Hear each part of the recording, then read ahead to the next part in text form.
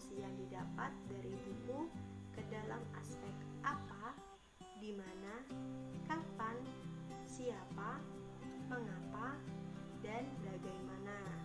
Serta KD 4.2 menyajikan hasil klasifikasi informasi yang didapat dari buku yang dikelompokkan dalam aspek apa, di mana, kapan, siapa, mengapa, dan bagaimana menggunakan kosakata baku. Adapun tujuan pembelajaran kita hari ini yaitu 1. Membacakan teks bacaan. Siswa mampu mendapat informasi tentang bahaya kabut asap kebakaran dan cara mengatasinya. 2. Siswa mampu mengklasifikasikan dan menyajikan hasil klasifikasi informasi yang didapat dari media dan dikelompokkan ke dalam aspek apa, di mana, kapan, siapa, mengapa, dan bagaimana menggunakan kosakata baku tentang bahaya kabut asap kebakaran dan cara mengatasinya. Baiklah, kita mulai belajar hari ini. Silakan dibuka bukunya tema 2, subtema 3 pada halaman 91 dan 92.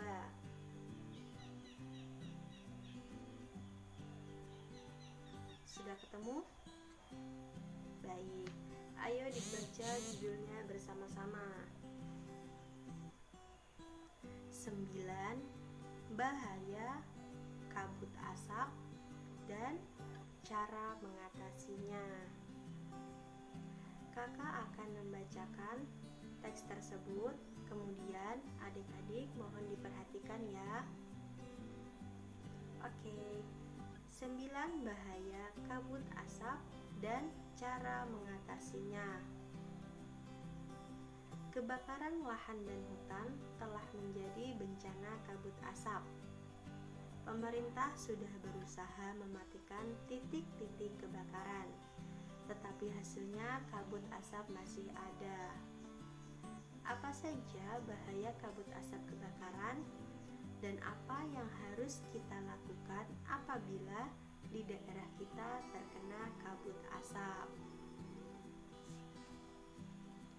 Berdasarkan pantauan indeks pencemaran udara di Jambi, Palembang, dan Palangkaraya sudah sangat tinggi atau bahkan tidak sehat.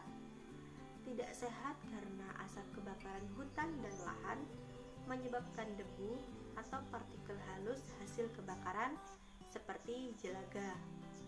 Saking halusnya, partikel ini akan dengan mudah terhisap dan mengotori sistem pernapasan.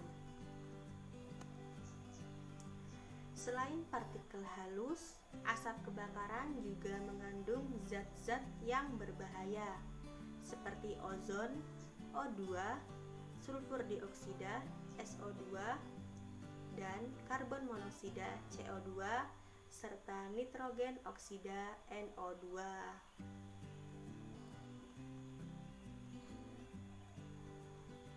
Kabut asap ini dapat mengganggu kesehatan semua orang, baik orang yang kondisinya sehat maupun yang sakit. Namun, pada orang yang kondisi kesehatannya kurang, khususnya pada orang yang memiliki riwayat penyakit pernapasan, anak-anak, dan balita, kabut asap adalah bencana yang bisa mengancam jiwa. Apa saja bahaya kabut asap bagi kesehatan kita? Berikut ini beberapa bahaya kabut asap bagi kesehatan. 1. Kabut asap dapat menyebabkan iritasi pada mata, hidung, dan tenggorokan. 2. Kabut asap dapat menyebabkan reaksi alergi, peradangan, dan mungkin juga infeksi. 3.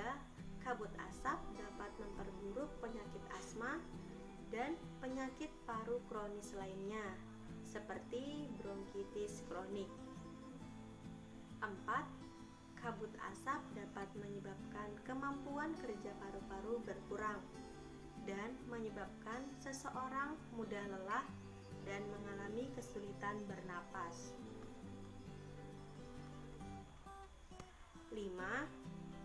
Kabut asap dapat menyebabkan orang lanjut usia dan anak-anak yang memiliki daya tahan tubuh rendah akan lebih mudah mengalami gangguan kesehatan. 6. Kabut asap dapat mengurangi kemampuan tubuh dalam mengatasi infeksi paru-paru dan saluran pernapasan, sehingga lebih mudah terjadinya infeksi. 7. Kabut asap dapat memperburuk penyakit pernapasan yang sudah ada. 8. Kabut asap menyebabkan polusi pada air bersih, tanaman sayuran, buah-buahan, dan makanan yang tidak ditutup. 9. Kabut asap dapat memperburuk kondisi lingkungan sehingga infeksi saluran pernapasan akut atau ISPA akan mudah terjadi. Selanjutnya, bagaimana kita melindungi diri dari kabut asap? Ada 8 cara, yaitu 1. Hindari atau kurangi aktivitas di luar rumah atau gedung, terutama bagi mereka yang menderita penyakit jantung dan gangguan pernapasan. 2. Selalu memakai masker jika harus pergi keluar rumah atau gedung. Pakailah masker dengan benar untuk menutupi hidung dan mulut. 3. Minumlah air putih lebih banyak dan lebih sering, sehingga debu atau partikel halus yang menempel pada tenggorokan larut dan masuk ke dalam pencernaan, sehingga ikut terbuang bersama kotoran. 4. Segeralah berobat ke dokter atau sarana pelayanan kesehatan terdekat bila mengalami kesulitan bernapas atau gangguan kesehatan lainnya. 5. Lakukan perilaku hidup bersih sehat atau PHBS seperti makan makanan bergizi, banyak minum, banyak mengkonsumsi buah, jangan dekat-dekat orang merokok, dan istirahat yang cukup. 6. Upayakan agar asap dari luar tidak masuk ke dalam rumah atau gedung. 7. Tempat penampungan air minum dan makanan harus ditutup dan terlindungi dengan baik. 8. Buah-buahan dan sayuran dicuci sebelum dikonsumsi. Bahan makanan dan minuman yang dimasak perlu dimasak dengan baik.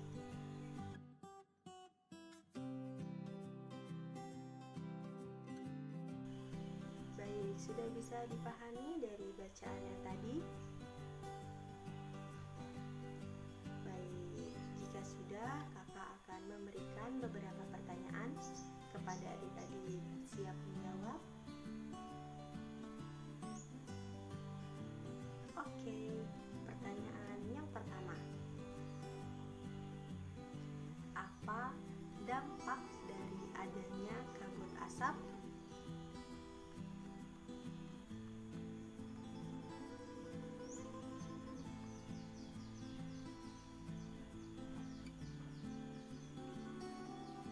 Ya, benar. Dampak dari kabut asap adalah dapat mengganggu kesehatan semua orang, baik orang yang kondisinya sehat maupun yang sedang sakit.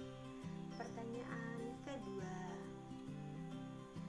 di mana saja daerah yang mengalami indeks pencemaran udara yang sangat tinggi dan tidak sehat menurut bacaan tadi?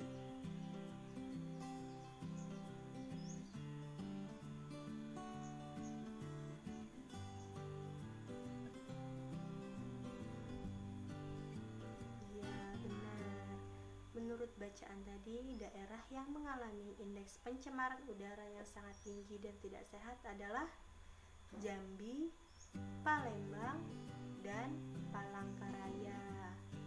Pertanyaan ketiga.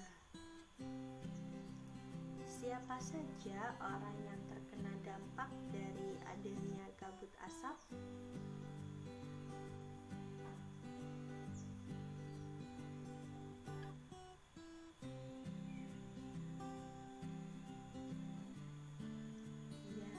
Yang terkena dampaknya adalah semua orang di sekitar lokasi kebakaran hutan dan lahan.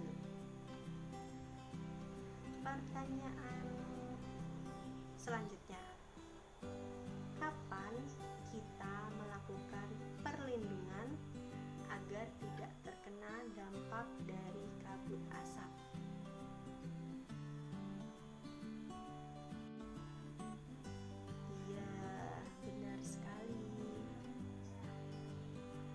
Mulai merasakan banyaknya kabut asap di sekitar tempat tinggal kita, dan mulailah menggunakan masker saat bepergian agar tidak terkena dampak kabut asap tersebut.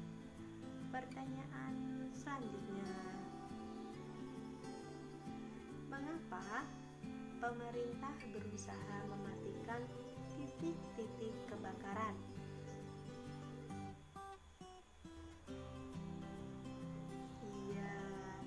Pemerintah berusaha mematikan titik-titik kebakaran karena kebakaran lahan dan hutan telah menjadi bencana kabut asap. Pertanyaan yang terakhir, bagaimana cara mengatasi debu atau pintar. Debu atau partikel halus yang menempel pada tenggorokan dapat diatasi dengan minum air putih lebih banyak dan lebih sering agar debu atau partikel halus dapat larut dan masuk ke dalam pencernaan sehingga ikut terbuang bersama kotoran. Jadi dari bacaan 9 bahaya kabut asap yang telah dibacakan tadi, kemudian kakak akan memberi tugas ya. Tugasnya yaitu mencari berita tentang kabut asap di TV atau di koran atau mungkin di majalah, kemudian menuliskan pertanyaan serta jawabannya dengan kata tanya 5W1H. Apa saja sih 5W1H itu? 5W1H itu kata tanya apa, di mana, kapan, siapa, mengapa, dan bagaimana. Kakak akan menampilkan contoh-contoh bacaan yang ada di TV atau di koran ya.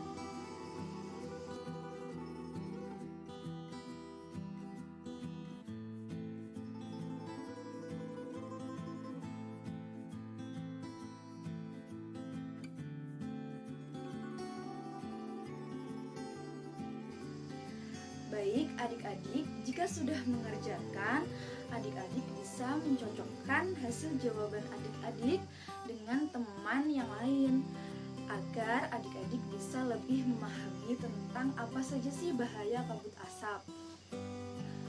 Kemudian, jika sudah dicocokkan, adik-adik bisa menulis jawabannya di buku tulis ya. Kemudian nanti akan dikumpulkan.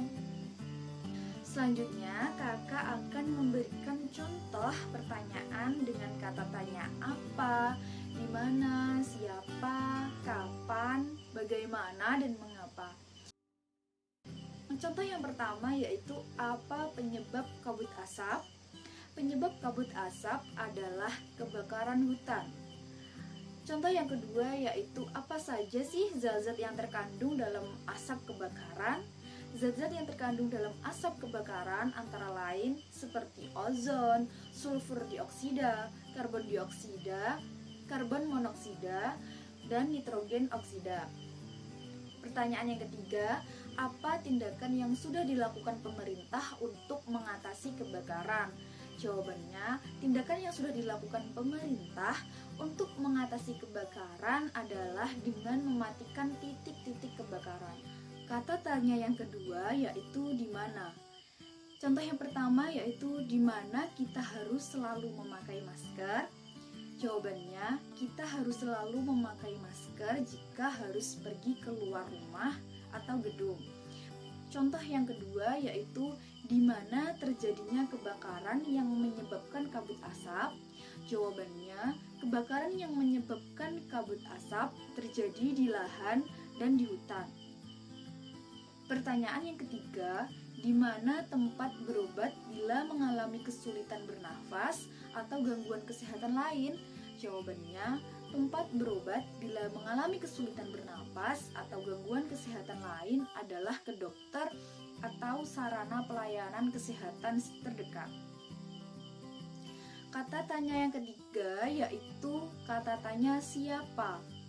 Contoh yang pertama yaitu siapa yang sudah berusaha mematikan titik-titik kebakaran? Jawabannya, pemerintahlah yang sudah berusaha mematikan titik kebakaran. Contoh yang kedua, siapa yang jiwanya terancam oleh bencana kabut asap? Bencana kabut asap dapat mengancam jiwa orang yang memiliki riwayat penyakit pernapasan, anak-anak dan balita. Contoh yang ketiga, siapa yang akan lebih mudah mengalami gangguan kesehatan akibat kabut asap? Orang lanjut usia dan anak-anak yang memiliki daya tahan tubuh rendah akan lebih mudah mengalami gangguan kesehatan akibat kabut asap. Yang selanjutnya yaitu kata tanya kapan. Contohnya, kata tanya kapan itu, kapan pencegahan kabut asap dilakukan?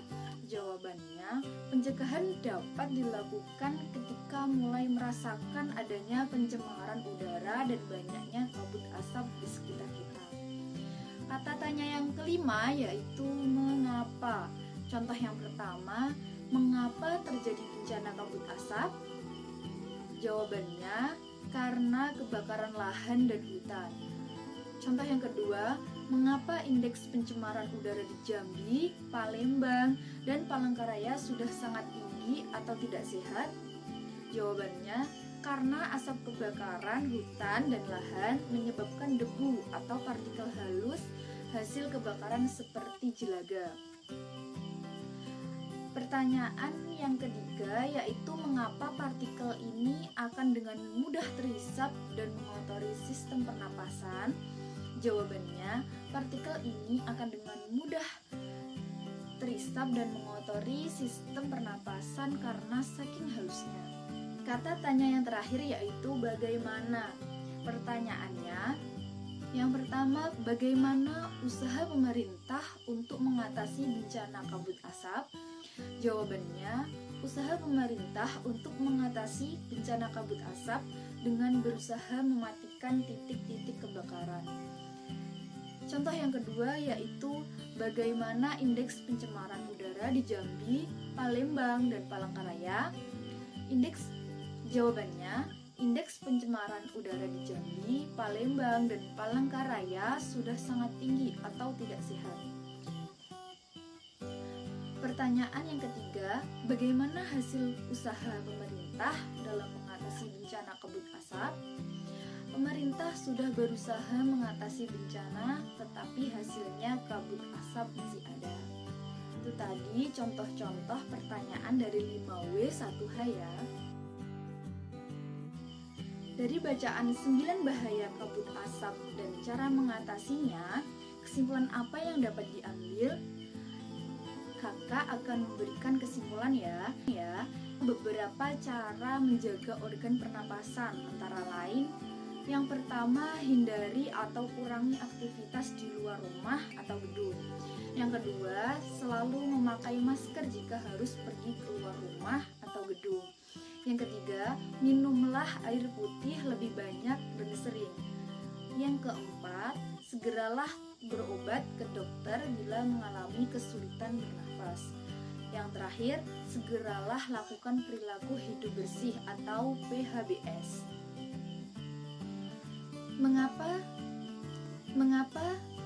Mengapa sih kita harus menjaga kesehatan organ pernapasan? Kita harus menjaga organ pernapasan karena organ pernapasan sangatlah penting.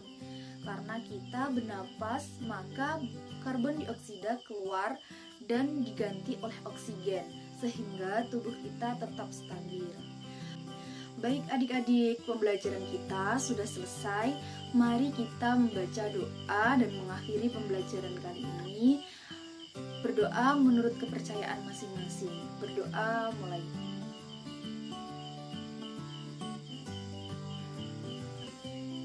Berdoa selesai. Sekian dari kakak. Apabila ada kurang lebihnya mohon maaf.